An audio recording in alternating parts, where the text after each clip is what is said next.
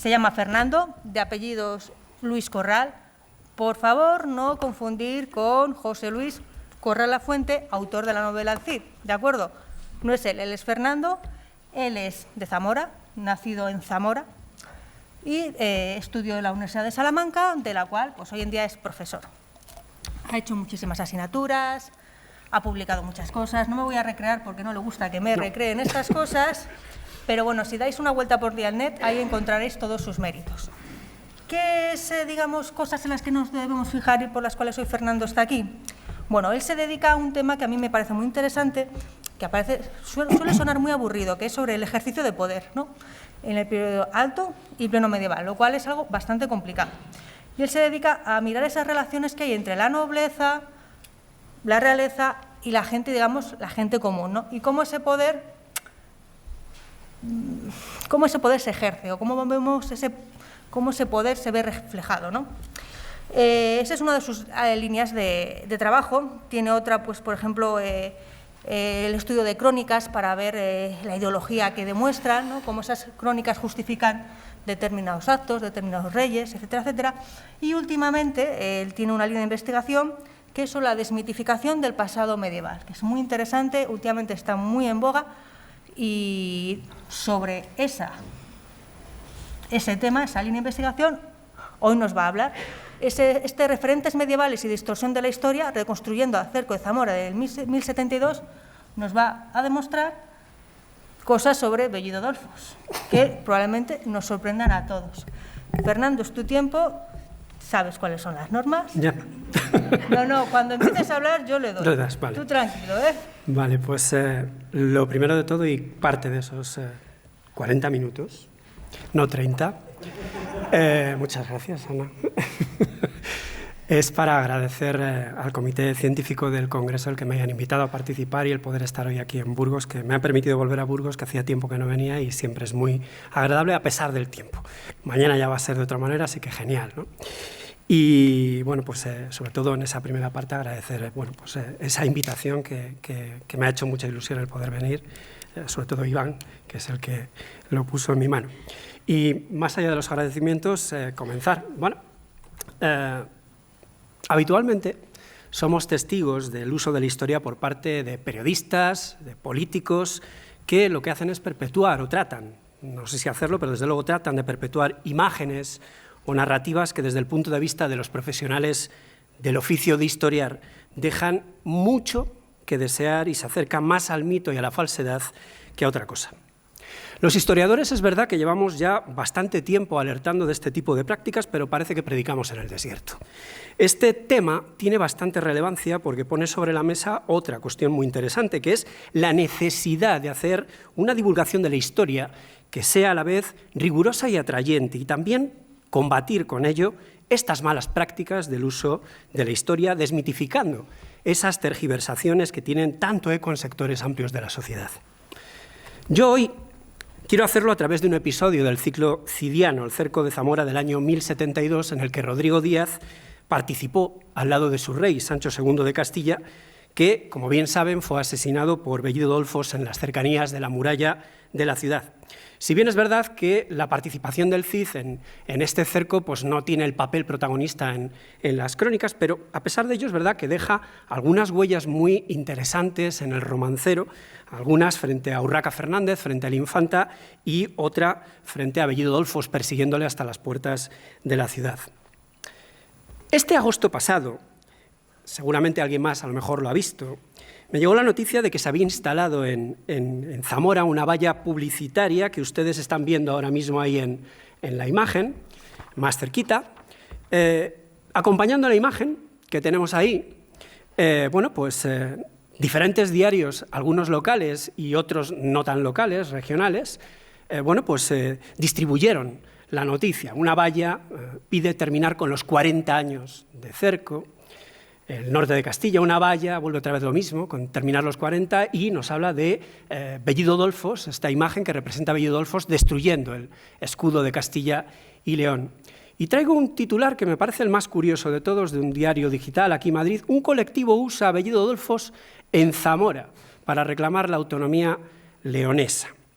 Bueno, como reza alguno de estos titulares que ustedes están viendo, se produce un uso del personaje de Bellido Dolfos para cuestiones de política regional de cierta actualidad en la autonomía. Se da, como ven, una instrumentalización de la historia para servir a intereses que distan de lo científico, haciendo un uso inadecuado de procesos políticos de la Edad Media o de personajes de este periodo. En el caso de Zamora, el uso de Bellido Dolfos que observábamos no es más que el último capítulo de un proceso más dilatado en el tiempo en el que destaca por encima de todos un intento de perpetuar la confusión entre lo legendario y la realidad de lo que conocemos del cerco del año 1072 sobre la ciudad y algunos personajes que pudieron tener relevancia en el desenlace de este asedio. Para ello nos tenemos que ir unos poquitos años más atrás. Nos tenemos que remontar al verano del año 2009, cuando se celebró en Zamora, en el Ayuntamiento, una sesión ordinaria en la que se abordó y aprobó el cambio de nombre de lo que hasta entonces se había conocido como Puerta de la Traición dentro del recinto amurallado de la ciudad, y se iba a cambiar por el nombre de Puerta de la Lealtad, el lugar por el que las crónicas, el romancero y la tradición marca que fue el punto por el que entró Bellido Dolfos tras acabar con la vida del rey Sancho, tratando con ello, en este cambio, de reivindicar a este caballero y a su acción. El acta del ayuntamiento la tienen ustedes ahí delante y yo la voy a leer, aunque es un poquitín larga, porque tiene unos elementos muy interesantes. A mis estudiantes en Salamanca les encanta cuando vemos este acta. Este acta plantea que el concejal del grupo Adeiza, don Miguel Ángel Mateo, se presentó una moción relativa al cambio de denominación de esa puerta. Y comienza así. Desde la crónica general del Rey Sabio y los cronicones medievales hasta los romances protocastellanistas, el poema cidiano y la literatura del siglo XV, se estigmatizó la figura del caballero gallego-zamorano Bellido Dolfos, calificado de traidor al asesinar mediante engaños y añagazas al rey don Sancho II el Fuerte. Parece ser que mostraba al rey de Castilla las disidencias de los zamoranos respecto a entregar o retener la plaza sitiada, a la vez que le indicaba la puerta por donde deberían introducirse las huestes de don Sancho que asediaban Zamora desde hacía 7 meses y cuya fortaleza permanecía inexpugnable. Fue asesinado el rey el 7 de octubre de 1072 junto a las puertas de Zamora en el campamento regio. Precisamente en la ciudad se habían dado cita el sindicato de agraviados contra el rey don Sancho, leoneses, gallegos, toresanos y zamoranos. Bellido Dolfos cumplió el pacto tratado y tramado por la fortaleza y la ciudad de Zamora con total lealtad a la palabra dada.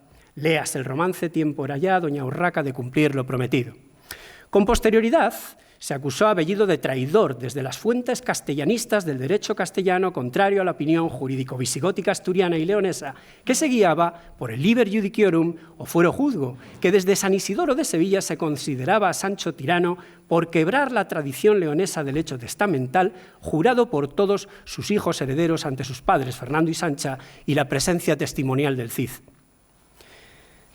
La posterior recuperación de la monarquía autoritaria de los reyes católicos y su divinización absolutista de los siglos XVII y XVIII consideró intocable la versión que de los hechos hicieron los cronistas castellanos y por eso la condena de Bellido Dolfos. La historiografía actual entiende los acontecimientos del cerco de Zamora de forma más ajustada a los hechos temporales del siglo XI. De ahí que hubiera que aceptar la concepción patrimonial del rey Fernando I y aceptar también la versión de los conspiradores zamoranos para defender su tradición, el poder y el orden establecido y la defensa que hacen del territorio y la sacralización de la tierra. En este sentido, Bellido Dolfos se comportó como un libertador de la ciudad, ejerció la lealtad con sus señores legítimos, cumplió el testamento de Fernando I y defendió los derechos jurisdiccionales de doña Urraca sobre Zamora.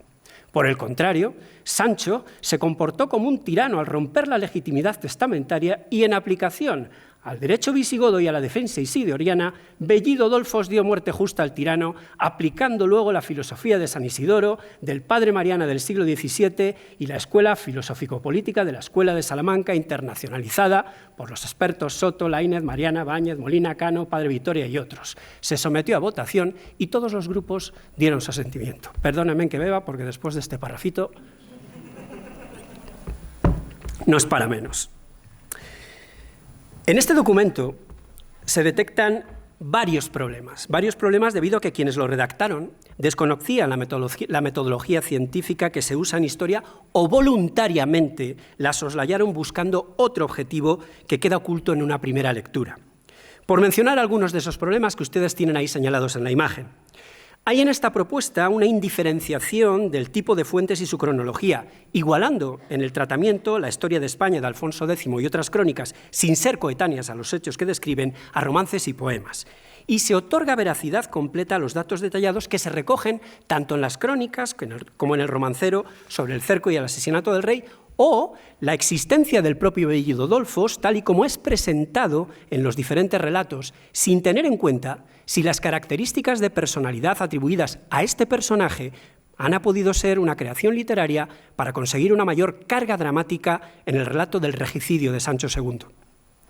No hay tampoco referencia ninguna a fuente histórica, aparte de las crónicas mencionadas, de donde se pueda deducir la identidad y la procedencia de Bellido Dolfos, al que se califica en esta propuesta de caballero gallego-zamorano. La propuesta invoca las investigaciones de lo que se ha llamado por este representante del Grupo Adeiza, historiografía actual, para interpretar lo sucedido en el cerco a la luz de nuevos enfoques, sin mencionar ni estudios publicados, ni un solo nombre de un investigador especialista en este tema, pero que según esta avalarían sus argumentos. Y además, como el elemento más, incurre en el anacronismo, en la interpretación final, al plantear la actitud beligerante del monarca castellano como tiranía y la acción contra él de Bellido como justa, apoyándose en tratados filosóficos del siglo XVII o más tardíos. Esto, además de ser anacrónico, es un planteamiento maniqueo, pues obvia el análisis profundo de un proceso histórico, el del cerco, que es más complejo y lleno de matices. Estos elementos, entre otros, porque tiene más toda esa propuesta, permiten observar una voluntad clara de moldear la historia para hacerla encajar en la reivindicación política que subyace al planteamiento pretendidamente histórico y que ha llevado a este grupo, Adeiza, pero también a otros, a presentar a Bellido Dolfos a lo largo de los últimos años como el libertador de la ciudad, héroe zamorano y, por extensión, héroe de los leoneses frente a los castellanos. Esta imagen que se nos quiere ofrecer de Bellido Dolfos se ha trasladado a la sociedad a través de la prensa a lo largo de los años, sobre todo desde el año 2004, pero a partir de esta propuesta del 2009 todavía mucho más, y lo pueden ver un poquito ahí en esas imágenes que les traigo. A primera vista, no parece que haya existido un trabajo previo de documentación en ese sentido a la hora de ver qué es lo que hay de realidad en todo ello y de asesoramiento histórico sobre este tema en cuestión que permita hacer una crítica de las fuentes y sopesar estos elementos mencionados antes de elaborar la propuesta que se hizo en esta sesión del Ayuntamiento de Zamora del año 2009. Y digo a primera vista, porque dudo mucho que este haya sido el caso, toda vez que quien hizo la propuesta en representación del Grupo Adeiza, Miguel Ángel Mateos, es doctor en historia, es catedrático de historia en un instituto y, por lo tanto, tenía esa formación en historia, aunque no fuera medievalista.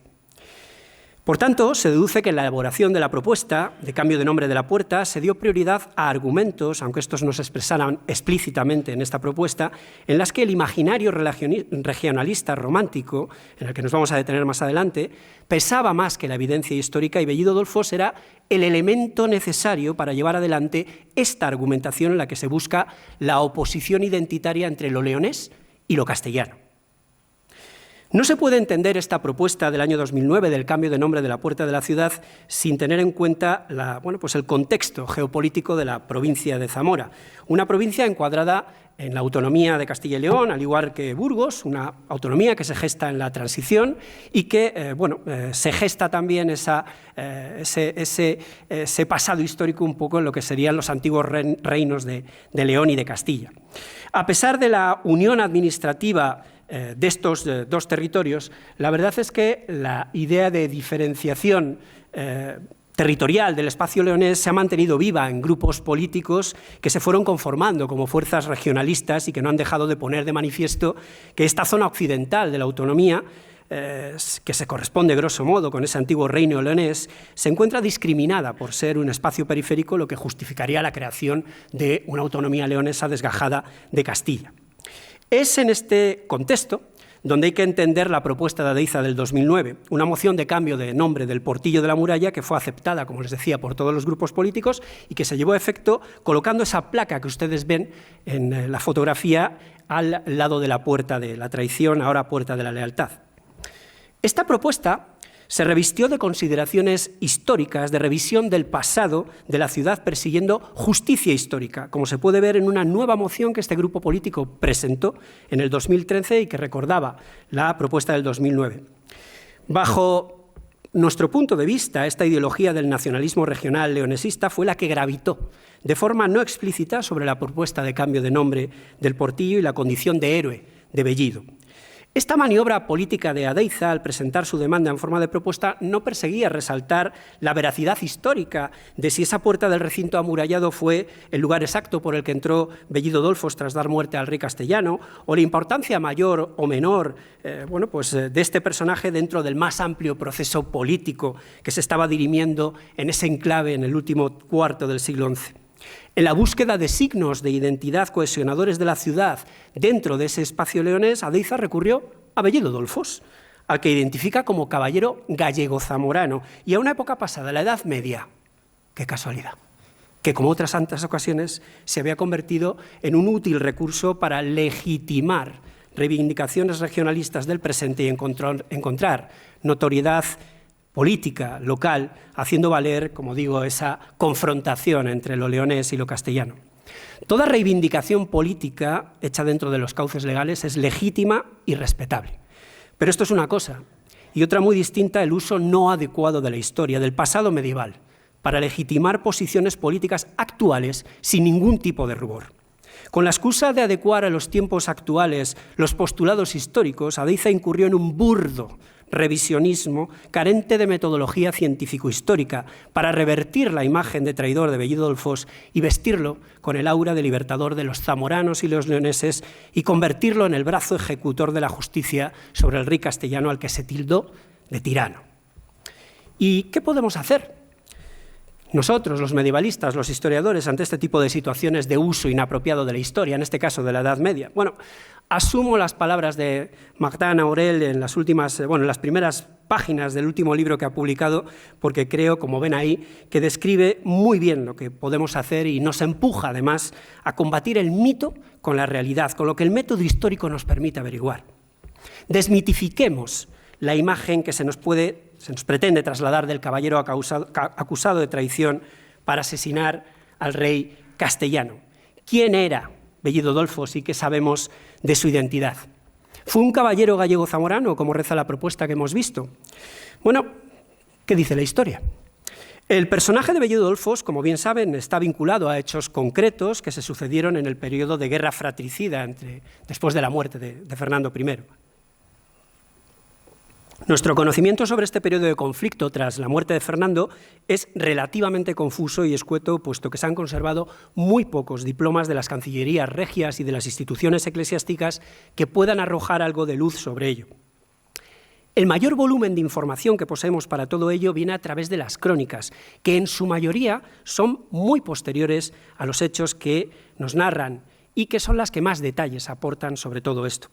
En este escenario de deficiente calidad informativa sobre los hechos, el problema que tenemos es que la identificación del personaje de Bellido se realiza a través de estas crónicas que introducen en la narración hechos verídicos históricos, pero también pueden incorporar elementos literarios o épicos para adornar el relato, aunque estos elementos no se ajusten a la realidad que tratan de describir, sino que son pura licencia poética. David Porrinas, que lo tienen sentado aquí en las primeras filas del auditorio, plantea en su libro sobre el Cid que no hay fuentes contemporáneas que reconstruyan lo sucedido y lo que tenemos es un panorama literario de aquellos hechos preservado en crónicas tardías que recrearon las visiones posteriores a lo sucedido que compusieron los juglares.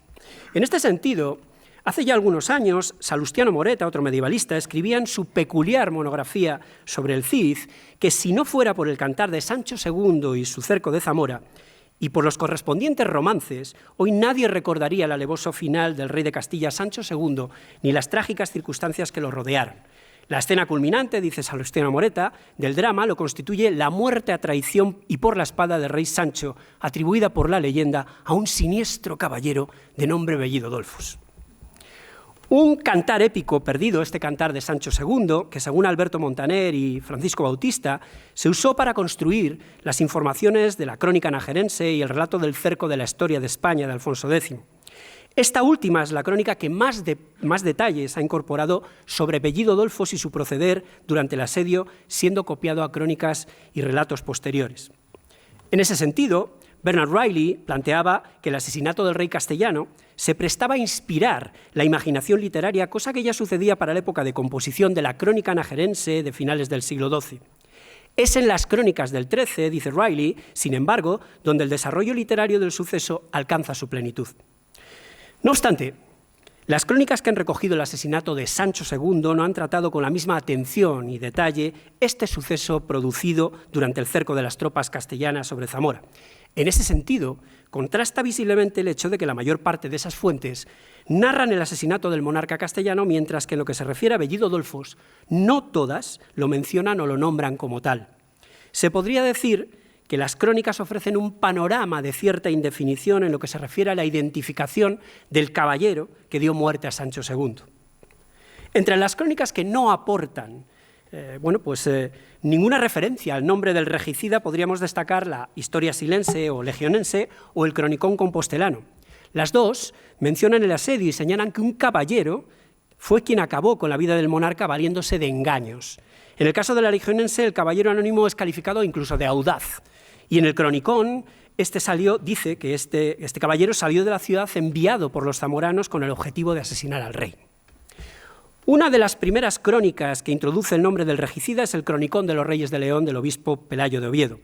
No va a ser la única que lo haga, y a medida que el tiempo va avanzando y nos alejamos del 1072, las crónicas van ganando en detalles y en riqueza literaria en la descripción del asedio y en la relación y en la acción también del anónimo caballero que atentó contra la vida del rey castellano y que ahora sí ya tiene nombre propio, sentimientos, ambiciones y un papel diferenciado en lo que es el desenlace del asedio. En la crónica najerense, ya de finales del XII, se introducen más detalles en lo que rodeó al cerco de la ciudad y también sobre Bellido Dolfos, que aparece con el epíteto de filius perditionis, con un intento evidente de meter el dedo en el ojo y ver que es un personaje malo, malévolo, este Bellido Dolfos, que asesina de forma dolosa a Sancho II. Aunque sin duda, en la crónica en la que más detalles aparecen va a ser, y donde hay además una expresión literaria más brillante, es en la Historia de España de Alfonso X. Esta es la crónica en la que por primera vez se ofrece un relato más completo de este personaje, de Bellido Dolfos, fruto de la incorporación de datos de crónicas anteriores, como la de Lucas de Tuy o Jiménez de Rada, y también la introducción de cantares de gesta y de romances. La incorporación de todos estos elementos a la historia de España por parte del Scriptorium de Alfonso X, no solo de los datos históricos en sí, sino también de estos otros provenientes de la tradición juglaresca, permite conseguir desde luego un tono más vívido y literario del relato del cerco, dotando a los personajes que forman parte de esa narración de una mayor complejidad y detalles, alejándose del frío dato de la muerte del monarca castellano en 1072 a manos de un caballero anónimo.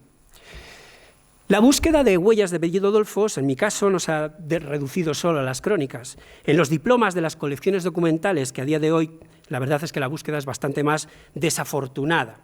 De nuevo, Riley planteaba abiertamente en su estudio sobre el reinado de Alfonso VI que había un desconocimiento por su parte de la existencia de algún diploma de la época en el que aparezcan los nombres de Bellido Dolfos o de Arias Gonzalo, el supuesto consejero de Urraca en Zamora, que por el contrario en las crónicas se repiten en numerosas ocasiones. Asumiendo esta ausencia de registros documentales de Bellido Dolfos en los documentos, José María Mínguez afirmaba que son numerosos los nombres de una nobleza de segundo o de tercer rango de los que no tenemos constancia documental, lo que no debería de ser tampoco obstáculo para pensar que este caballero mencionado en las crónicas existió y dio muerte al monarca castellano, pero no dejó huella en los diplomas por su escasa relevancia para los escribas de la época. A pesar de ello, en los últimos años hay algunos investigadores que han dado naturaleza histórica a Bellido Dolfos identificándolo con el personaje del cerco. Margarita Torres, en el Diccionario Biográfico de la Real Academia de la Historia, argumenta que Bellido Dolfos fue un caballero zamorano cuyas primeras menciones documentales le sitúan en el círculo aristocrático más próximo de los reyes Fernando y Sancho en la segunda mitad del siglo XI. Además, Margarita afirma que este Bellido Dolfos del cerco de Zamora, que ella encuentra documentado, no murió ejecutado o desapareció sin más tras el regicidio del monarca. Estas afirmaciones las hace teniendo en cuenta varios documentos del monasterio de Sahagún. El primero de ellos nos remite al año 1057 y relata un litigio que fue planteado ante el rey Fernando I y que enfrentó al monasterio de Sahagún por un lado y a Gutiérrez Vélaz y sus herederos por otro por unas heredades en Villada. Destaca el hecho de que entre tales herederos se constata la mención de un tal Bellite Adulfici. Alberto Montaner y Ángel Escobar, en un trabajo conjunto, también utilizan este documento para identificar a Bellido, aunque afirman que hay cierta distancia en el tiempo, 15 años, entre ese diploma y pues el momento del cerco. A la vista de los datos contenidos en este documento se pueden extraer algunas conclusiones. La primera de ellas es que uno de estos herederos de Armentario Vélaz tiene el nombre de Bellite Adulfici, como ven ahí. En segundo lugar, y en consecuencia, constatamos una homonimia con el personaje del cerco. Y en tercer lugar, la mención explícita que se hace en el documento de estos herederos de Gutiérrez Vélaz nos puede llevar a pensar que posiblemente el tal Bellido y el resto de herederos formaban parte de la élite local de Villada junto a Gutiérrez Vélaz, si bien no hay referencia a ningún título aristocrático para él o el resto de los herederos que se mencionan en el documento. El que Fernando I aparezca en el documento no responde más que a la circunstancia de que el monasterio de Sahagún fuera uno de los contendientes del litigio, ya que este monasterio, como bien saben, tuvo una vinculación especial con la monarquía leonesa y tendió siempre que pudo a solventar todos sus problemas delante del rey, intentando en ese sentido sacar provecho y sacar sobre todo verse favorecido en la resolución de litigios. En ese sentido, y sin más datos, con este documento de 1057, es difícil asegurar que este Bellite Adulfici o el resto de herederos que aparecen en el documento formaran parte del círculo aristocrático más próximo a Fernando y a Sancha en esa segunda mitad del siglo XI, como afirma Margarita Torres, independientemente incluso de si este Bellite de 1057 es o no es el Bellido del cerco, algo sobre lo que el propio documento no permite aportar absolutamente nada más que la coincidencia del nombre. A este documento se le pueden añadir otros dos más, uno del 1074 y otro de 1078. Los dos están conectados entre sí. Son dos actos jurídicos en los que un tal Armentario Vélaz realiza una venta y una donación respectivamente en esas fechas que mencionaba. En febrero del 74 vendió junto a su esposa un solar en Valdespino a un tal Belite Ariolfiz Cognomento Eudesindo. Y 4 años más tarde le volvemos a encontrar a Armentario realizando una donación a este monasterio de Sahagún, en la que cedía por mandato de Alfonso VI una villa cerca de Valdespino y la mitad de otra villa, la villa de Juarilla. En esa donación de la villa de Otero se especificaba en el documento que hay 4 solares que quedaron fuera de lo que era esa operación y se menciona a los propietarios de esos solares, siendo uno de ellos un tal Bellite Ariulfiz. Estos documentos del 74 y del 78 también nos dan algunas certezas. En primer lugar, se puede asegurar que el Belite Ariolfiz Cognomento Eudesindo del documento del año 74 es el mismo personaje que Bellide Ariulfiz del documento del 78. Un Bellite o Bellido que mantuvo al menos una relación económica con Armentario Vélaz, al que compra un solar y del que se exceptúa su propiedad en la donación posterior. En segundo lugar, el Bellite Adulfici del 57 y el Bellide Ariulfiz del 74 y del 78 coinciden casi en el nombre y en ser personajes de una cierta capacidad económica en esas sociedades locales de Villada y de Valdespino. Si tenemos en cuenta estos 3 documentos mencionados, Bellite Adulfici y Bellide Ariulfiz del 57 y del 74-78, ¿eran la misma persona? Bueno, pues es difícil asegurarlo con certeza. Ya hemos visto que hay algunas coincidencias, nombre similar, cierta capacidad económica y relevancia social derivada de su pertenencia a la aristocracia local de la zona conectada de una forma u otra con el monasterio de Sahagún. Las propiedades de estos dos bellidos tenían intereses, pues en ellas estaban distanciados solo unos 18 kilómetros en la zona del Cea y del Valderaduey. Pero más allá de estas coincidencias y aun asumiendo que pudieran ser la misma persona, el del 57 y el de los dos documentos del 74-78, con propiedades en ese interfluvio Cea-Valderaduey, lo que ninguno de los 3 diplomas nos permite asegurar es que estemos ante el Bellido Dolfos de las crónicas, los cantares y los romances. Más allá de la coincidencia del nombre, en ninguno de los documentos se menciona la condición de ese Belite, Bellite o Bellide como el mismo personaje del cerco. En el primer caso, podría ser es de 1057, es anterior al cerco. Podría no haber ninguna referencia. Pero la verdad, esto además, vendría referendado además por esas afirmaciones de José María Mínguez sobre la abundancia de miembros de aristocracias de tercer rango que no dejan huella documental. Pero llama la atención que en los documentos del 74 y del 78 no haya ni una sola referencia anotada por el escriba a este respecto en alguna de las partes del documento, si el tal Bellite, que aparece en ellos, fuera el regicida de Sancho II. Sabemos que en otras ocasiones, cuando se dan momentos importantes, los escribas sí que anotan estas cosas. Cuando hay una conquista, cuando hay la muerte de un rey, cuando hay la coronación de un rey, se anota en los documentos. Con todo, también hemos de valorar que a lo mejor tampoco es tan extraño que no haya ninguna huella de Bellido en los documentos tras el regicidio, cuando en las crónicas el personaje desaparece de escena una vez que ha cumplido su papel, sin dejar nada de rastro ni a ciencia cierta cuál fue su final. En cuanto al origen zamorano que se pretende otorgar a Bellido Dolfos por parte de Margarita Torres y que es mencionado también en la propuesta de Deiza, este depende de la vinculación paterno-filial que esta investigadora plantea a través de la relación entre Bellido Dolfos y un tal Pelayo Bellítiz, y que cuando menos es dudosa y no aparece reflejada en ningún documento de la época y tampoco en ninguna crónica. Pelayo Bellítiz frecuentó los círculos de poder de la corte de Alfonso VI al menos entre 1075 y 1094. Andrés Gámbara identifica a Pelayo en 30 documentos, pero en ninguno de ellos menciona la filiación de este personaje que ocupó el cargo de mayordomo de Alfonso VI, al menos entre la primavera de 1079 y 1085. Sabemos que Pelayo Bellítiz tuvo alguna posesión en Zamora por un documento del año 1093 en el que Alfonso VI le otorgó un privilegio de exención en una propiedad que poseía cerca de Zamora, en el término de Villalpando. Margarita Torres desliza así la idea de que si el que ella afirma ser descendiente de Bellido, debido al uso de esa partícula de Bellítiz en su nombre, tenía propiedades en la zona zamorana, es porque la familia estaría radicada en la zona, y de ahí infiere que Bellido Dolfos sería un caballero zamorano. Este diploma de 1093, en el que se menciona este privilegio de Alfonso VI, no hace mención tampoco de la filiación de Pelayo respecto de Bellido Dolfos, y tampoco hemos encontrado ninguna referencia sobre el lugar de nacimiento de Pelayo Bellítiz en ningún otro diploma.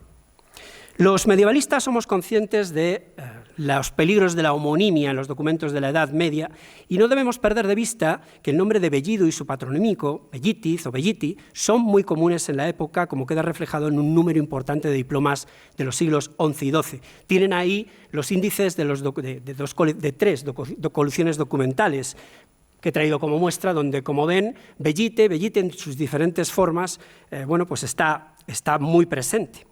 Si aceptamos esta filiación que Margarita Torres hace de Pelayo Bellítiz sin más prueba que el patronímico, ya que ningún documento registra la vinculación de este personaje con el Bellido Dolfos de las crónicas del cerco de Zamora, entonces deberíamos concluir que otros Bellítis registrados en documentos medievales también están relacionados con él, y esto metodológicamente creo que no se sostiene.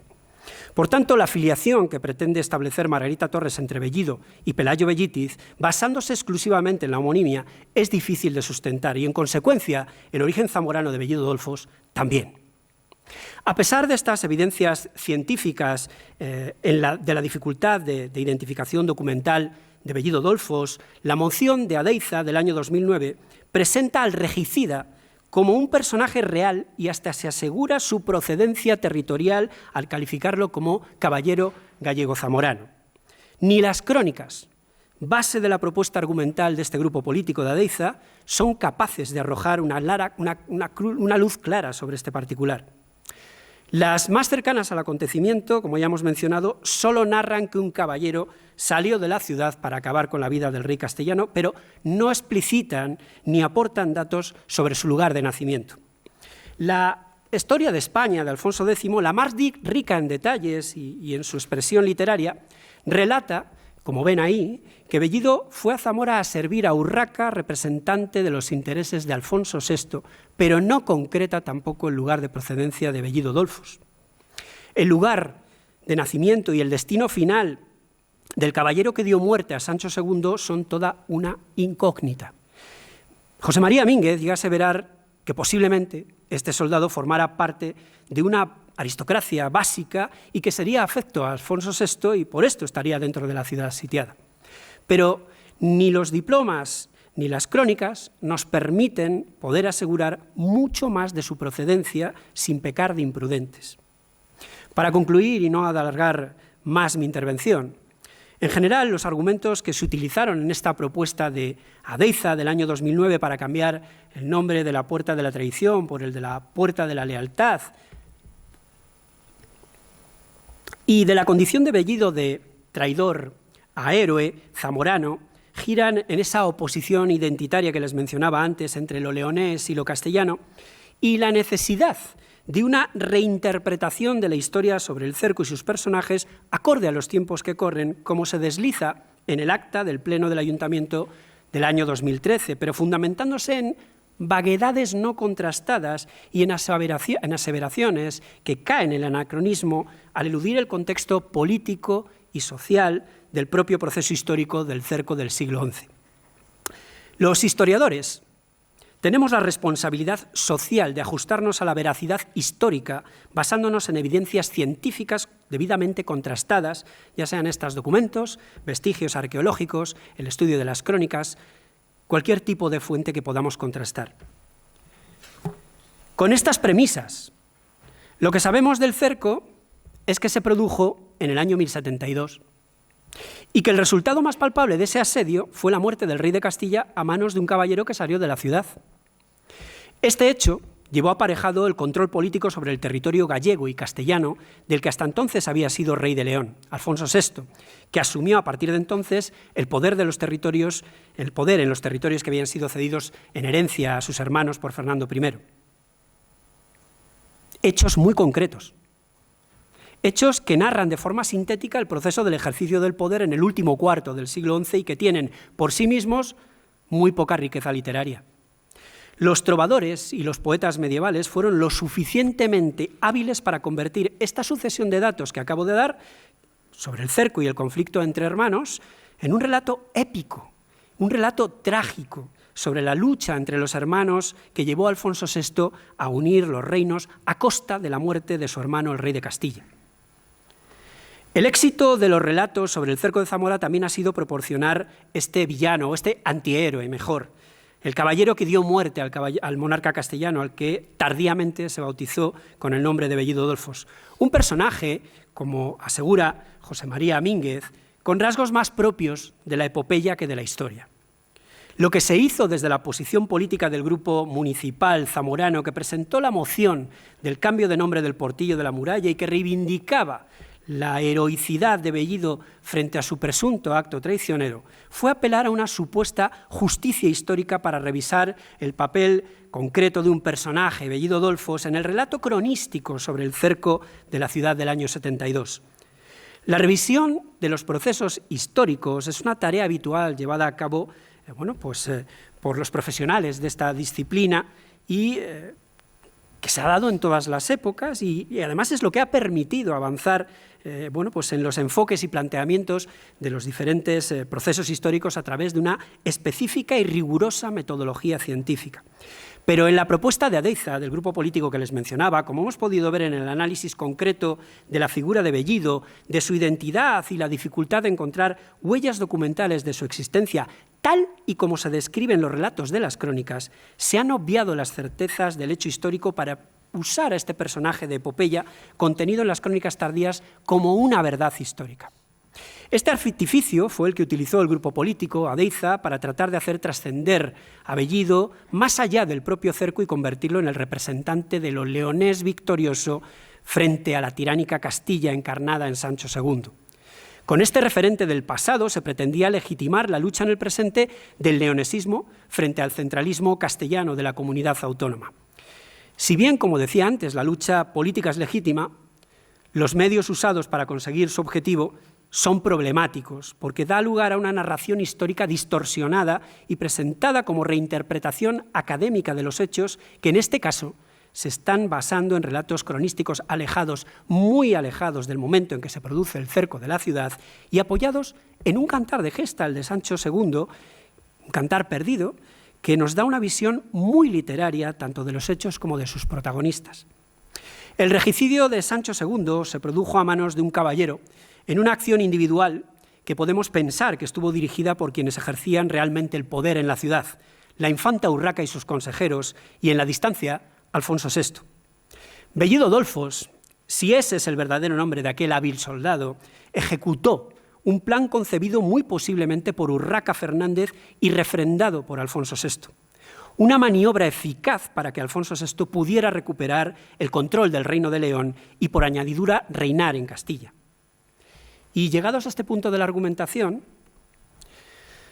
¿por qué los políticos zamoranos que propusieron rebautizar la Puerta de la Traición presentaron a Bellido Dolfos como libertador de Zamora y no a la infanta Urraca, cuando muy probablemente fue ella quien ideó la estrategia para matar a su hermano Sancho II?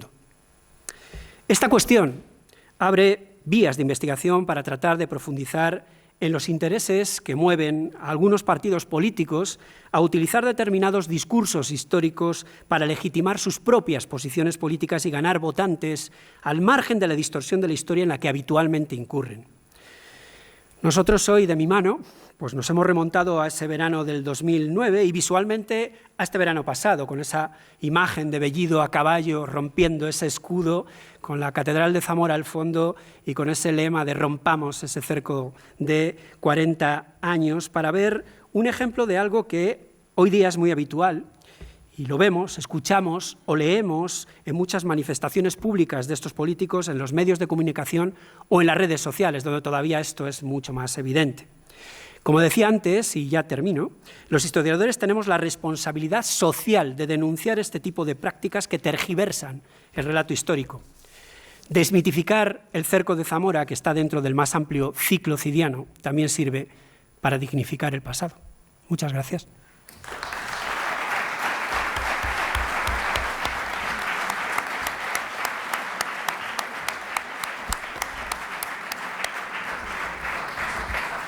Bueno, pues muchas gracias, Fernando. Queda en el aire y en la conciencia de cada uno el responder esa pregunta de ¿por qué Bellido y no Urraca? Queda en la conciencia de cada uno. Y eso me permite abrir el debate. Y como me imagino que nadie se animará al primero, voy a empezar yo con una preguntita para nuestro compañero Miguel, que ya te he dicho antes que te iba a hacer una pequeña pregunta. No tengas miedo, que soy una buena entrevistadora. Muy bien. Nos has mostrado que conoces el personaje de Sancho. Genial, muchísimo, muy bien. Y eso es una labor muy complicada. Yo soy historiadora y aquellos que no lo sepan, o aquellos que son historiadores, seguir el documento, seguir la crónica es muy complicado. Hacer estas reconstrucciones de la vida de una persona es tremendamente difícil. Parece que es una tontería, parece que hemos 5 documentos que nos hemos encontrado maravillosamente en un archivo o en un libro en una mañana y ya hemos hecho todo. No, esto es muy difícil, son meses de trabajo, es mucha reflexión. A veces el personaje desaparece, aparece en otro lado. Y mi pregunta es la siguiente, es un poco tal. ¿Qué parte de la vida de Sancho falta y tú echas de menos? Y dices, ¿dónde estaba este hombre?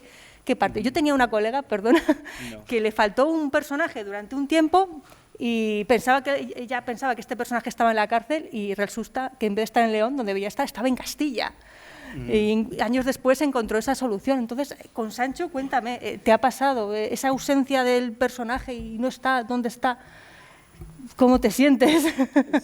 Sí, pues no sabemos nada de su juventud cuando fue niño y solo podemos recrear la vida o la situación de su familia, porque su familia es muy importante, el clan de Haro, muy famosos y muy importante en la nobleza de León y Castilla también. Y también sabes poco de su vida personal, sabes que sabemos que su marido fue su primo, prima, sí, pero no sé cuándo ocurre. No sé, nada de eso. O de sus hijos, hay hijos creo, pero no sé. Y no sé mucho de solo puede ver su movimiento cuando está en los documentos reales y poco más. Sancho es un hombre importante, es un infante y por eso puede ver su nombre en los cronistas a veces. Pero sí, hay más que no sabemos de que sepan. No sé. La juventud es algo muy típico que se suele perder. Rodrigo Díaz de Vivar, de la juventud, ahí está Porrina, sabemos muy poco, ¿no? Es algo parecido con nuestro personaje, con tu personaje. Y bueno, lo mismo, eso sí, es un hombre de armas tomar que decidió, bueno, si yo no tengo un reino, voy a hacerme un reino, ¿no? A mí me parece que por lo menos sabemos que era un hombre valiente y decidió ir hacia adelante, ¿no? Y es un personaje muy desconocido. Sí, yo no lo conocía, doy fe que no lo conocía, pero fue un hombre que pudo reinar, pudo haber sido rey. Sí. Le echaron, fue muy cerca del trono, sí. Muy cerca y muchas veces se ha quedado en el lado de la carretera, ¿no? En la cuneta de la carretera de la historia. En el bosque, sí. Entonces, bueno, pues ahora la pregunta para Fernando es otra pregunta también de esta. No tengas miedo, por favor, me miras con una cara, pero es muy sencilla. Quiero preguntarte, porque a mí estas cosas me interesan mucho, pues esos mitos de la Edad Media que son más mitos que otra cosa. Tu estudio sobre Bellido Dolfos y del cerco de Zamora, ¿qué fue antes? ¿Tu propio interés por ser zamorano sobre esta historia y tal, fue a partir de lo que leíste en el acta del ayuntamiento o fue una mezcla un poco de todo? Dijiste, explotó, ¿no? Si se puede preguntar y si me puedes responder, ¿no? Porque... Sí, claro, ¿no? Además no estamos en Zamora y no van a tirar tomates. Siempre es una ventaja hacerlo fuera de allí. Ya lo he hecho allí. Pero bueno, y si estás aquí vivo, entonces no te ha pasado nada. Tampoco, pero bueno, siempre es una ventaja. No, a ver, haber nacido en Zamora te condiciona en algunas cosas que tienen que ver con el gusto por la historia medieval. Yo no puedo decir tampoco que mi carrera de historiador medieval nace cuando sí... No, pero es verdad que sí que, como en otras ciudades, también en Extremadura, en Cáceres, donde hay un rico patrimonio en la ciudad, o aquí en Burgos, donde es vivo, es decir, estás viendo el patrimonio en la calle, lo tocas, que es algo que alguno de mis maestros pues, nos enseñaba también cuando estudiábamos. La historia se aprende en las aulas, se aprende en los libros, pero se aprende tocando. Y se aprende tocando las piedras, cuando nos dejan. Hay piedras que no hay que tocar. ¿Vale? Pero me refiero que cuando lo tienes delante parece que eso te induce, ¿no? a tener una cierta... Y lo que tienes es, en el caso de los zamoranos, pues, una visión mítica, legendaria de lo que es el pasado medieval de la ciudad. No solo con esto, hay alguna otra leyenda que tiene que ver con el nacimiento de la ciudad, sobre el obispo Atilano y qué pasa con ese nacimiento, o lo que tiene que ver con el motín de la Trucha, algo que tiene que es de la época de Fernando II, del inicio de la muerte de Alfonso VII y cuando se divide el reino entre Fernando II y Sancho III de Castilla. Bueno, pues hay una serie de mitos que te dan una visión preciosa de la ciudad y de la Edad Media, ¿no? Esa idea de lo que hablábamos un poco también en la comida, de que me divierte, lo que yo les decía, es decir, muere el rey, se lo carga alguien, alguien ocupa el trono y empieza a reinar. Se acabó, esa es la historia. Esto evidentemente es muy lacónico, es hasta aburrido, es más historia política. Lo otro es divertidísimo, lo que cuentan las crónicas, lo que cuentan los trovadores, los juglares, que es de donde beben muchas partes de esas crónicas, ¿no? Entonces, todo eso lleva a tener esa idea, ¿no? Tú empiezas a estudiar y empiezas a ver que hay cosas que no encajan, pero que son muy ricas también en matices y en detalles y que te hablan de muchas cosas. Lo que Miguel contaba y otro de esos personajes que a mí me encanta es Fernando Rodríguez el castellano, cómo se pasan de un bando a otro, ¿no? Y estas palabras que yo empleaba de traidor, que procuro vocalizarla mucho porque me gusta hacerlo, porque es la imagen del traidor que ellos tienen, que no es la nuestra. Estos cambios de bando eran de lo más habitual y no les consideran traidores por ello. Como mucho que se desnaturalizan de su señor, pero buscan un poco lo que tú planteabas, vivir. Si aquí no me van a pagar bien, pues como hacemos en el trabajo, bueno, normalmente, como hacemos en el trabajo, si no me pagan bien y puedo tener la oportunidad de encontrar un trabajo mejor, me voy donde me pagan mejor mis servicios. Si no me siento reconocido, me voy allí. Bueno, pues es lo que hacen estos caballeros medievales. No es. Lo que pasa es que tenemos una imagen también del traidor medieval, del honor, de la lealtad, muy mitificada, que no es la que es. Bueno, pues todo eso te lleva a pensar un poco en estas cosas y empezar Además, ser de Zamora y conocer a algunos de los personajes, como me pasa con Miguel Ángel Mateos, el que presenta esta moción en el Ayuntamiento, pues me ayuda a ver la intrahistoria que hay detrás de todo ello y el juego político actual. Pero esto que yo veo en Zamora, que es un caso pequeñito y aislado, si lo extrapolamos fuera, nos lo volvemos a encontrar. Veían las noticias que yo les ponía ahí, y ahí te metes en Internet, empiezas a poner Reconquista, Edad Media. Recordaba el otro día también una asesora estadounidense ya de hace años que decía que se podía, cuando ocurrieron los atentados de las Torres Gemelas, que ella tenía un máster en Stanford y que ese máster de Historia y de Historia Medieval en Stanford la habilitaba para poder enfrentarse mucho mejor a Al-Qaeda. Es decir, vamos a ver.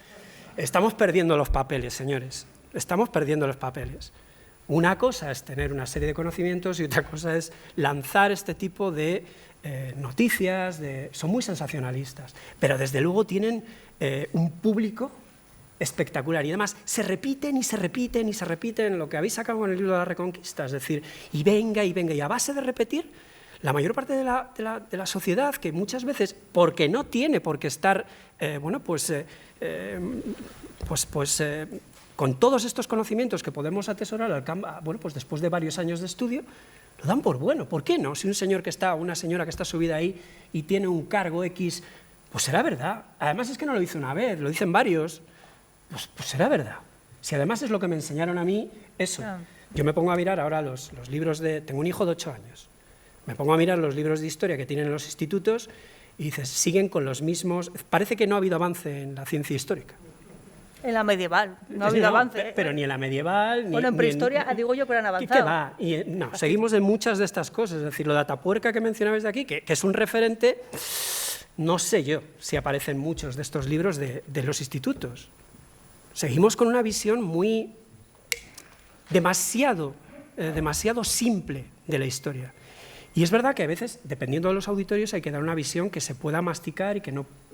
pero una cosa es y otra cosa es falsear. De ahí que, conociendo todas estas cosas y viendo lo que se plantea, yo creí que era algo que merecía la pena la atención porque con algo muy concreto ejemplifica algo que se está haciendo habitualmente, no en un lugar, aunque aquí la ventaja era además poder conseguir el acta del ayuntamiento, ver, porque además me preocupaban cosas del acta cuando pregunté, es decir, ¿el acta tiene una longitud? Es decir, lo que hay ahí, con ese lenguaje además ampuloso, pseudohistórico que se plantea, ¿no pueden meter más datos? Y decía, vale, hablan de historiografía actual, ¿qué historiografía actual? Y yo pregunté, ¿no se pueden meter las actas de los ayuntamientos cuando hay una moción, tienen una extensión delimitada en la que no se pueda poner más? Notas a pie de página.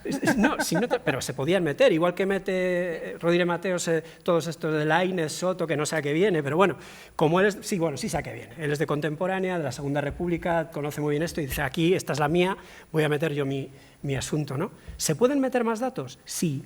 ¿Por qué no están? Porque si meto esos datos, evidentemente, se me cae el argumento, y el argumento es Bellido, y que Bellido es de allí. Bueno, si ustedes se ponen a mirar de dónde viene Bellido, hay tesis del siglo XVII, 1611, recuerdo una, que dice que es gallego, pero hay una del 1815 de Rarte, que dice que puede ser gallego, y da el lugar de la aldea de donde viene, o de Valladolid, de Tordehumos, que enlaza con una teoría que habla también de que Urraca no convence a nadie dentro de la ciudad, sino que convence a un caballero castellano del campamento de Sancho para que le asesine. Y una vez que le asesina, se va a la ciudad de Zamora, se une a los leoneses. Entonces hay una serie luego de variantes, y el final de Bellido es también con una serie de variantes, algunas de lo más morbosa. Hay una en la que, después de que le aceptan dentro de la ciudad y le aprisionan, cuando los castellanos, con Diego Ordóñez a la cabeza, aparece allí, os reto a los zamoranos, por si acaso venían los castellanos, vamos a aguantarle. Cuando los castellanos vienen, se lo entregamos o no se lo entregamos para que lo ajusticien, no se lo entregan. ¿Y qué hace Urraca? Bueno, hay que ajusticiarle de alguna manera. Urraca yace con él, dice la crónica, de Ibn Idari. Y una vez que ha yacido con él al día siguiente, y esto es un topos, hace ejecutarlo atándolo a 4 potros que lo despedazan. Esto lo hemos visto, habrán visto a William Wallace en Braveheart, que le pasa 3/4 de lo mismo. Es decir, esto es algo irreal. pero es muy entretenido. A ver, no digo esta parte morbosa, evidentemente, pero me refiero a que es mucho más entretenido que el dato histórico de un rey mata a otro rey y ya está, se ha acabado.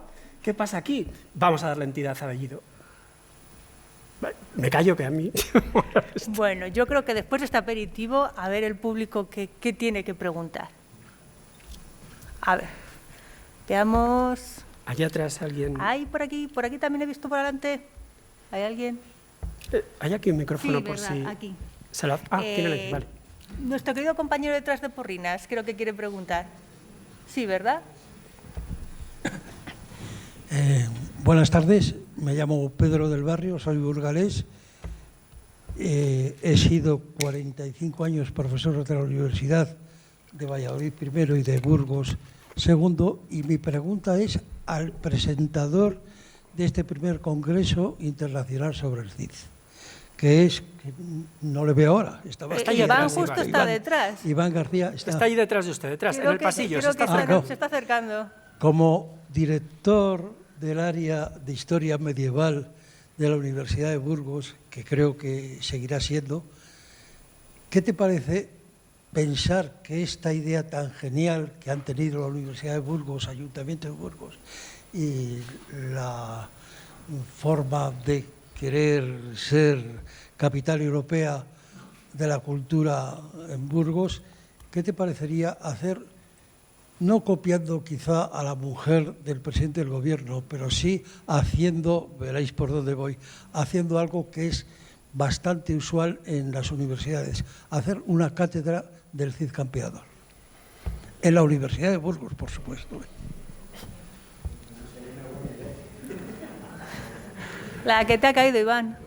Sería una buena idea, lo que pasa es que creo que es una pregunta que me supera ahora mismo y que está sujeta obviamente a cuestiones de financiación que escapan ahora mismo de nuestro modesto control. En todo caso, cogemos el guante y cuando tengamos la oportunidad pues lo trasladaremos a quien corresponda. Desde luego es una iniciativa que tendría bastante arraigo y bastante apoyo popular, bastante apoyo popular. Y bueno, pues seguro que aquí además en la sala además habría gente que lo suscribiría.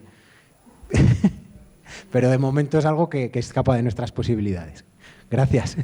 Ahí atrás preguntaba también. Bueno, a ver, creo que en este lado derecho, hacia atrás, tenemos una persona con gafas.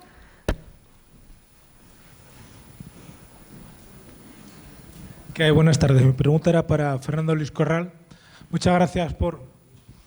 Me ha quitado un mito, porque tener un villano siempre es muy bueno, y ya no lo tengo. Soy Alberto Fernández, soy militar y aficionado a la historia nada más. Yo quería decirle que yo desde pequeño tengo grabado a fuego que la historia la escriben los que ganan.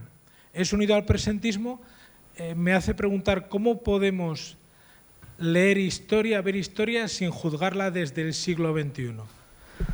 Gracias. Gracias, Alberto. Pues es una buena pregunta y es una muy buena pregunta que viene muy al caso. Efectivamente, la historia la escriben los que ganan normalmente. La tarea del historiador es buscar todas las posibilidades que oferten pues todo lo que ha quedado de retazos de esa historia para tratar de contrarrestar, contrastar diferentes fuentes y ver. El caso de las crónicas, también se lo digo muchas veces a mis estudiantes, las crónicas son una fuente muy interesante en la Edad Media, pero quizás es una de las más problemáticas. ¿Por qué?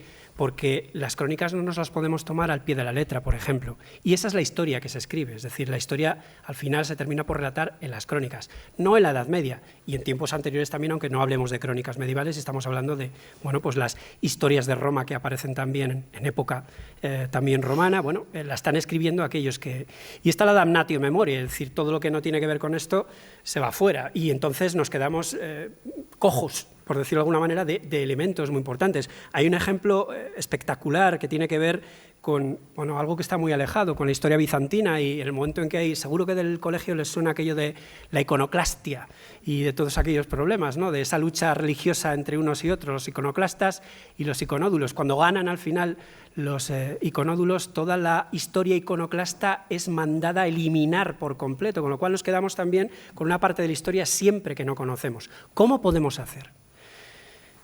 Si yo hago lo que se hace en ese acta, es decir, me cojo las crónicas y las crónicas les sirven a Miguel Ángel Mateos y a aquellos que se las han creído para justificar a Bellido Dolfos y me creo todo lo que hay en las crónicas. Pero por otro lado, si ven en el principio del acta, está acusando a esas crónicas de ser crónicas protocastellanas, derecho jurídico castellano, es decir, venga a meter caña por ese lado. Pero luego, por otro lado, está dando por válido todo lo que tiene que ver y todo lo que se dice en esas crónicas, de Bellido y de los demás. ¿En qué quedamos? Uno de esos diarios que también, no lo trae, ese ejemplo no lo metí porque ya trato de buscar cosas, pero hablaba, en la misma línea, hablaba de, pues de esa imagen de Bellido Dolfos, el personaje legendario y el histórico Bellido Dolfos. Dices, vamos a ver, en la misma línea, legendario e histórico, ¿qué es? Una de las dos cosas, no puede ser las dos. ¿Cómo hacemos?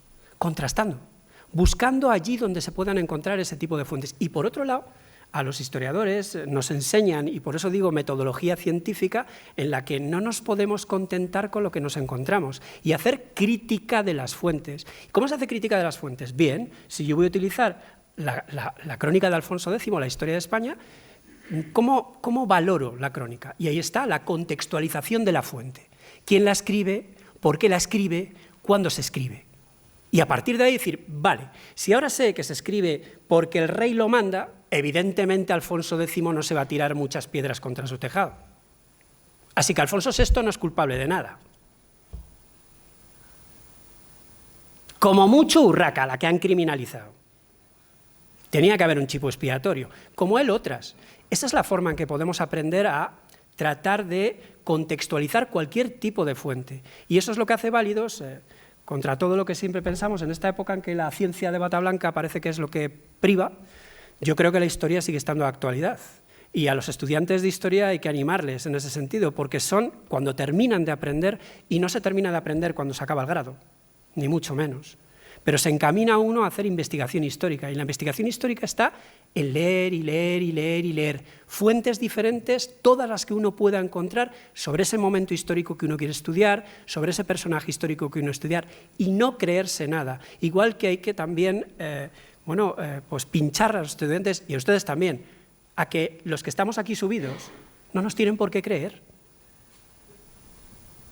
Tendrán que buscar. Yo les estoy dando los datos de dónde estoy sacando las cosas. Aléjense de aquel que no dice dónde salen las cosas. Les ponía el ejemplo también de Margarita Torres Sevilla Quiñones de León, compañera de la Universidad de León, medievalista. Tienen ahí la entrada al diccionario, pueden entrar, está en internet, de Zamora el Caballero, y dice los documentos donde están y cómo aparece Pelayo Bellítiz. Yo no he sido capaz de encontrar ninguna de esas referencias que ella dice que están allí.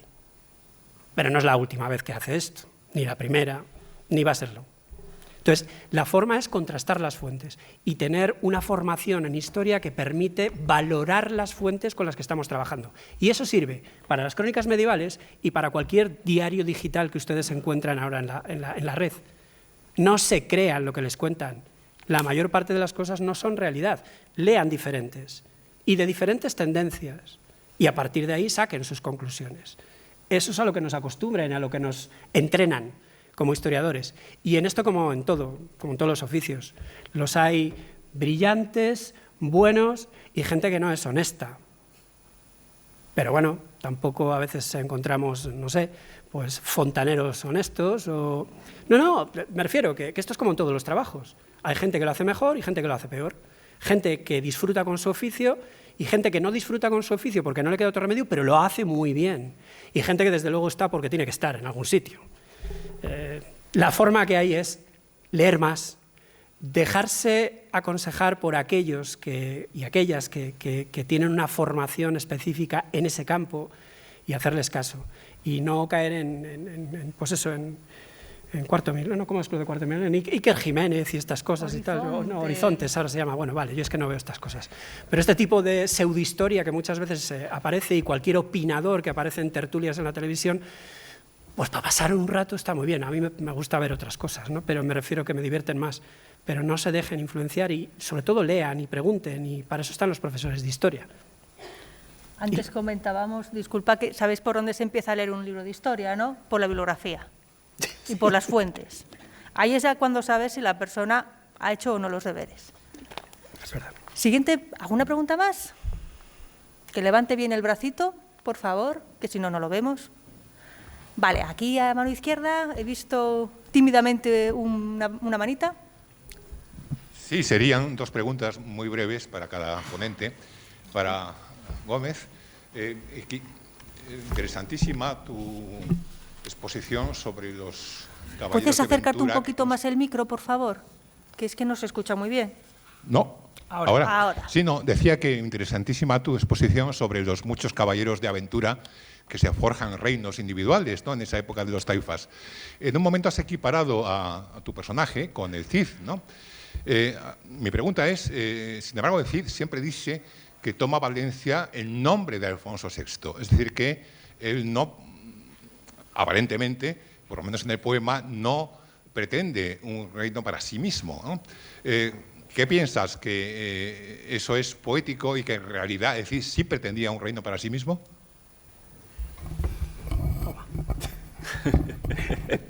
Una cosa pequeña. Sí, pues sí, pienso que sí, porque el Cid vive en la que dice la primera edad de las taifas.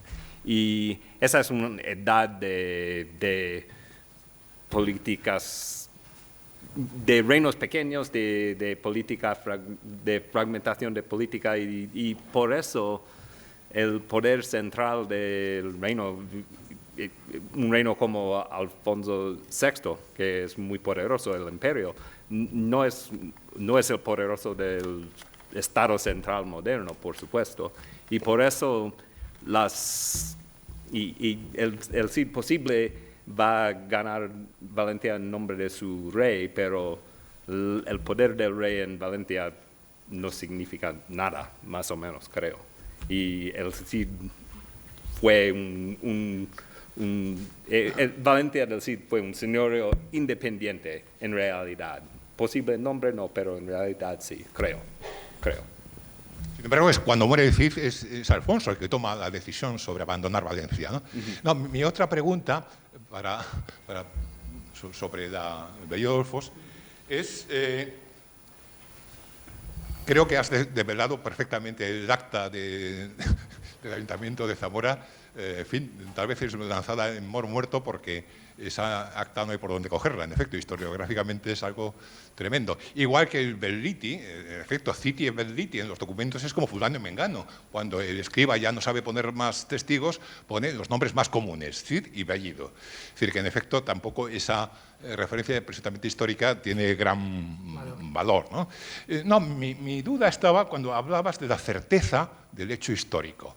A mí eso me crea problemas, porque la historia, los hechos son un magma que no existen más que como relatos, y los relatos están siempre condicionados. Tú has mencionado, en efecto, que Alfonso X hace una historiografía desde el punto de vista regio. Hay los continuadores de la historia de Alfonsí, en cambio, introducen el punto de vista nobiliario. La Crónica de Castilla contradice el punto de vista del rey, ¿no? Entonces tú también has hecho una especie de, no sé si comentario o desvalorización de que aquí hay mucha épica, hay mucho poema épico. Sin embargo, tu punto de vista, que yo creo que también que es el correcto, es que se trata de un plan de Urraca, de acuerdo con Alfonso VI, para desembarazarse de Sancho. Eso es fuente épica. El famoso incesto entre Urraca y Alfonso VI, y que Alfonso es el favorito de Urraca, todo eso no está en las crónicas reales más que como fuente épica. De manera que, ¿qué le vamos a hacer? La certeza del hecho histórico es muy relativa siempre y está mediada por la utilización literaria, que hay que contar con ella. Sí, es verdad, tienes razón. Es verdad que he dicho certeza histórica y como certeza histórica no deja de ser, sobre todo después de lo que fue el giro lingüístico, ahora ya todo son narrativas y no vale. Bueno, vale todo. Pero sí que hay certezas históricas. En 1072, el 7 de octubre, muere el rey Sancho. Alguien lo mata. Eso es algo cierto. No hay manera de quitarlo. Son datos. Si fue Urraca o no quien pensó todo eso y si Bellido ejecutó el plan de Urraca con el convencimiento de Alfonso VI, pues no deja de ser una hipótesis de trabajo, evidentemente, una conjetura. ¿A qué se puede uno agarrar para llegar a ese tipo de conjetura? Desde luego la conjetura no es que Bellido sea bueno, pues seguramente tenía algún tipo de cierto valor, al menos para tener vasallos que le acompañan en la defensa de Zamora. ¿De dónde viene o no viene? ¿Qué más da? Si lo importante al final es lo que ocurre. ¿Y qué es lo que ocurre? Que Alfonso VI consigue, en todo un proceso muy largo de unión y fragmentación de los territorios de León y de Castilla, que continúa hasta 1230, consigue el objetivo de tomar los reinos de sus hermanos a través de un regicidio. ¿Y qué? Algo muy habitual también. ¿Urraca está detrás de todo eso? Yo me apoyo en indicios documentales en los que la vuelta de Alfonso desde Toledo, a la vuelta de Alfonso desde Toledo, Urraca aparece en la documentación regia de una forma bastante potente. Georges Martin, no soy el único que lo dice, me refiero que me acojo a las palabras de Georges Martin cuando plantea todo este tipo de cuestiones, en el que esa figura de Urraca, el problema es que no tenemos más de dónde agarrar otra vez que de las crónicas, los romances, y no nos podemos creer eso. Seguramente sí que si tiene al final, algo de verdad tiene que haber también en esos crónicas y romances, en lo que tiene que ver no tanto en los hechos en sí como en la personalidad de algunos de estos personajes que se nos está planteando, ¿no? Y que eso queda como un pozo que está ahí, y que eso nos da una idea de lo que pudo haber sido Urraca. ¿Que era más guapa o menos guapa? Las crónicas dicen que era bellísima. A mí eso me da igual. A mí lo que me da igual, lo que me importa es la capacidad de ejercicio del poder que tiene en ese momento, y es una tenente regia en Zamora, igual que Elvira lo fue en Toro, pero con menos éxito. Y Urraca sí es capaz de mantener la plaza, con la ayuda de una aristocracia leonesa. Bueno, ¿a quién la dicen que estaban como eran toresanos, gallegos? A saber de dónde han sacado ese dato, ni idea. O sea, ni se me ocurre entrar a valorar esa parte de lo que es el acta, ¿no? Pero evidentemente hay toda una contestación al poder, al movimiento de Sancho II para tomar el territorio de León con el rey en el exilio. Y Urraca es el último baluarte de todo ello en la ciudad. Es la representante regia, es la tenente regia de ese espacio. Por lo tanto, es el rey en ese espacio, pero sin corona. Las crónicas dicen, y está bien, algunas dicen que es la reina Urraca. De hecho, uno nace en Zamora creyendo que Urraca es reina. No, es infanta. ¿Por qué ocurre esto? Es otro trabajo pendiente que es muy interesante y es una comparación entre las dos infantas, entre Urraca Fernández y Sancha Raimúndez, que sí tiene el título de regina, que Alfonso VII se lo otorga. ¿Por qué Urraca no? Una de esas crónicas dice que pretendió, sobre todo las malas bocas, las bocas en este caso de las crónicas musulmanas, que luego Juan Gil de Zamora en Baja Edad Media lo recoge y dice que buscaba esa relación incestuosa, decir, no, Alfonso, si tú quieres recuperar Zamora, te casas primero conmigo, y una vez que te cases conmigo, te entrego la ciudad. Y así acepta Alfonso casarse con ella, porque ella lo que quería era, según Juan Gil, tener el poder de la ciudad y ser llamada reina. Bueno, esto seguramente no es cierto, evidentemente. Y no hay ningún documento en los que se encuentre la mención de Urraca Fernández como regina, en ninguno. Pero da la sensación, a la vuelta de Alfonso, en la documentación que sí conservamos, esa documentación que Gambra tiene en esos dos, en el volumen de documentación, el otro es el estudio, en el que sí actúa de una forma bastante importante, sobre todo en los primeros años a la vuelta de Alfonso, cuando toma ya Castilla, mantiene en la cárcel a García. Y de alguna manera sí que de ahí esa pregunta que yo me hago, que no tiene que ver tanto con la historia como las intenciones poco ortodoxas en cuanto a la historia de los políticos buscando una figura patriarcal, esa heroicidad. ¿Qué pasa, que solo hay Agustina de Aragón? O Urraca, pero Urraca la sobrina nieta, la reina, que ahora nos divierten con otra novela espectacular. No sé, son preguntas que quedan ahí, que está bien, pero tiene razón que evidentemente hay que tener mucho cuidado con los relatos, porque son todos relatos, al final hay que tener cuidado y contrastar las fuentes de cara a ver qué es lo que se puede afirmar como que es algo cierto y que no. Bueno, pues no nos podemos extender más, ¿vale? Con esto ya damos finalizada la primera sesión.